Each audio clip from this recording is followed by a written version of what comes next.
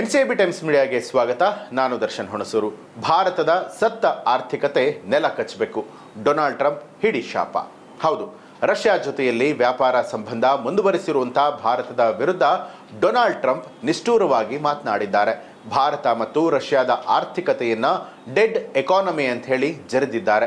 ಈ ಎರಡು ಸತ್ತ ಆರ್ಥಿಕತೆಗಳು ಒಟ್ಟಿಗೆ ನೆಲ ಕಚ್ಚಲಿ ಅಂತ ಹೇಳಿ ಹಿಡಿ ಶಾಪವನ್ನ ಕೂಡ ಹಾಕಿದ್ದಾರೆ. ಅಮೆರಿಕದ ಅಧ್ಯಕ್ಷ ಡೊನಾಲ್ಡ್ ಟ್ರಂಪ್ ಭಾರತದ ವಿರುದ್ಧ ವಾಗ್ದಾಳಿಯನ್ನ ಮುಂದುವರಿಸಿದ್ದಾರೆ. ವಿಶ್ವದ 3ನೇ ಅತಿದೊಡ್ಡ GDP ಎನಿಸಿರುವಂತಹ ದಾಖಲೆಗೆ ಸಮೀಪಿಸ್ತಾ ಇರುವಂತಹ ಭಾರತದ ಆರ್ಥಿಕತೆಯನ್ನ ಟ್ರಂಪ್ ಇದೀಗ ಟೀಕೆ ಮಾಡಿರುವಂಥದ್ದು. ಭಾರತವನ್ನ ಡೆಡ್ ಎಕಾನಮಿ ಅಂತ ಹೇಳಿ ನಿಂದನೆ ಮಾಡಿದ್ದಾರೆ.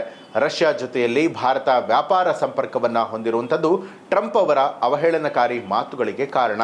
ರಷ್ಯಾ ಜೊತೆಯಲ್ಲಿ ಭಾರತ ಏನ್ ಮಾಡುತ್ತೆ, ನನಗೇನು ಇದರಿಂದ ಬೇಕಾಗೋದಿಲ್ಲ, ಅವೆರಡು ಕೂಡ ಸತ್ತ ಆರ್ಥಿಕತೆಗಳು ಒಟ್ಟಿಗೆ ನೆಲ ಕಚ್ಚುವಂತಾಗಬೇಕು ಅಂತ ಹೇಳಿ ಹಿಡಿ ಶಾಪವನ್ನ ಹಾಕಿರುವಂಥದ್ದು.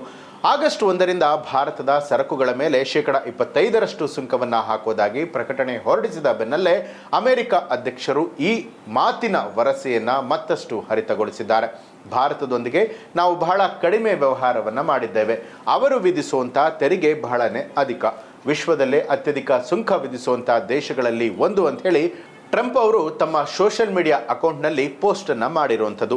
ಭಾರತಕ್ಕೆ ಅಮೆರಿಕ ಬಹಳ ದೊಡ್ಡ ಮಾರುಕಟ್ಟೆ ಅಂತ ಅನಿಸಿದೆ, ಆದರೆ ಅಮೆರಿಕಾಗೆ ಭಾರತದ ಮಾರುಕಟ್ಟೆ ಪೂರ್ಣವಾಗಿ ಮುಕ್ತವಾಗಿಲ್ಲ.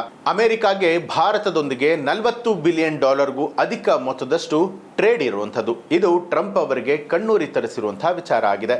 ಇನ್ನು ರಷ್ಯಾ ಮತ್ತೆ ಅಮೆರಿಕ ಮಧ್ಯೆ ಯಾವುದೇ ವ್ಯಾಪಾರಗಳು ಕೂಡ ಇಲ್ಲ, ಅದು ಹಾಗೆ ಇರಲಿ ಅಂತ ಹೇಳಿ ಮಾರ್ಮಿಕವಾಗಿ ಹೇಳಿರುವಂತಹ ಟ್ರಂಪ್ ರಷ್ಯಾದ ಮಾಜಿ ಅಧ್ಯಕ್ಷ ಡಿಮಿಟ್ರಿ ಮೆಡ್ವಿಡೆನ್ ಅವರನ್ನ ಟೀಕೆ ಕೂಡ ಮಾಡಿದ್ದಾರೆ. ತಾನಿನ್ನೂ ಕೂಡ ಅಧ್ಯಕ್ಷನಾಗೆ ಇದ್ದೇನೆ ಅನ್ನುವಂತಹ ಭ್ರಮೆಯಲ್ಲಿರುವಂತಹ ರಷ್ಯಾದ ಮಾಜಿ ವಿಫಲ ಅಧ್ಯಕ್ಷ ವಿಡ್ರಿಡಿವ್ ತಮ್ಮ ಮಾತುಗಳ ಮೇಲೆ ನಿಗಾವನ್ನ ಹೊಂದಿರಬೇಕು, ಅವರು ಅಪಾಯಕಾರಿ ವಲಯವನ್ನ ಪ್ರವೇಶ ಮಾಡ್ತಿದ್ದಾರೆ ಅಂತ ಹೇಳಿ ಡೊನಾಲ್ಡ್ ಟ್ರಂಪ್ ಅವರು ಹೇಳಿದ್ದಾರೆ.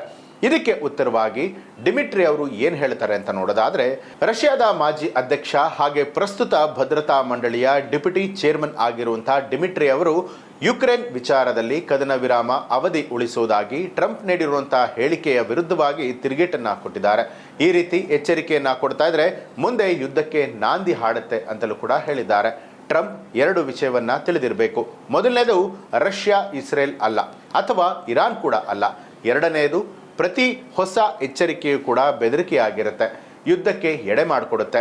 ರಷ್ಯಾ ಮತ್ತೆ ಯುಕ್ರೇನ್ ಮಧ್ಯೆ ಅಲ್ಲ, ತಮ್ಮದೇ ದೇಶದ ವಿರುದ್ಧ ಯುದ್ಧಕ್ಕೆ ಎಡೆ ಮಾಡಿಕೊಡುತ್ತೆ ಅಂತ ಹೇಳಿ ರಷ್ಯಾದ ಅಧ್ಯಕ್ಷ ವ್ಲಾದಿಮಿರ್ ಪುಟಿನ್ ಅವರ ಆಪ್ತರು ಆಗಿರುವಂತಹ ಡಿಮಿಟ್ರಿ ಅವರು ತಿಳಿಸಿರುವಂಥದ್ದು. ಈ ಬಗ್ಗೆ ನಿಮಗೆ ಏನನ್ಸುತ್ತೆ ಅನ್ನೋದನ್ನ ಕಮೆಂಟ್ ಮಾಡಿ ತಿಳಿಸಿ.